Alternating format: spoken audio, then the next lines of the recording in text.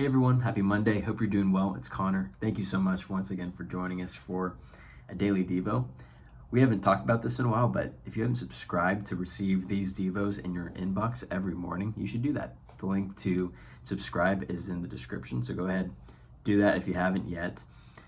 This last Sunday, we had Steve Carter back in the house talking about the feeding of the 5,000. Check out that sermon if you haven't had a chance to listen to it yet. It's worth the time. And talking about miracles, I think it's helpful to point out as we approach the miracle in John chapter 6 that there's a tension that comes with miracles. Whenever we approach a problem in life, we have to hold two things in tension. One is, are we going to fix it, or is God going to fix it? Now, there's probably some gray in that, or there's some partnership in that, but I think we feel that at times whenever we're encountering a problem. And miracles seem to solve problems. So for today in John chapter 6, I'm not going to read the whole thing because we're actually going to read another verse out of 2 Kings that parallels John 6. John chapter 6, what's going on? The feeding of the 5,000. So Jesus has thousands of people, not just men, but thousands, more than 5,000 likely.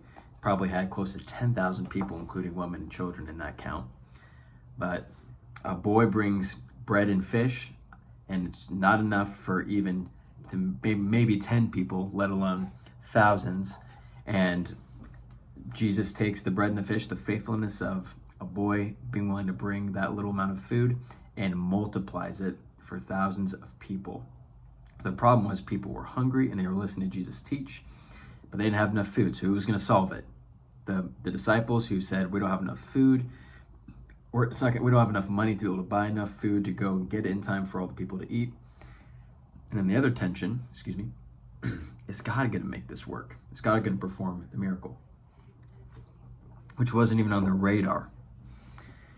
So that story actually parallels 2 Kings chapter 4. So here's where this parallels, starting in verse 42. It says this: a man came from Baal Shalisha, bringing the man of God 20 loaves of barley, bread baked from the first ripe grain, along with some heads of new grain. And he said, give it to the people to eat. That's what Elijah said. Talking about Elijah the prophet. How can I set this before 100 men? His servant asked. But Elisha answered, give it to the people to eat, for this is what the Lord says, and they will eat and have some left over.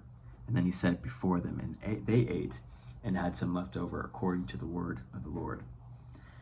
The parallel here is obviously that there's food, there's not enough for 100 men.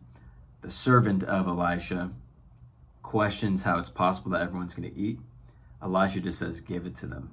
And somehow the food is multiplied for enough people to eat. But at the end, it says that there was enough food left over. And for the John 6 story, at the very end of the feeding of the 5,000, it says the same thing. There was food, there was bread and fish left over for people to eat. So what's the point of drawing the parallel here?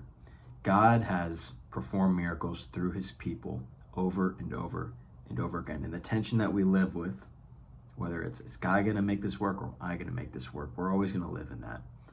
But what helps is to know that God is always working and he uses his people to accomplish his will. And so as we go throughout this week, would you be encouraged that God can use you, he can use other people to accomplish miracles, to accomplish to solve the problems, I should say, that we encounter in life. Would you be encouraged by that today? And we'll see you next time for another Devo.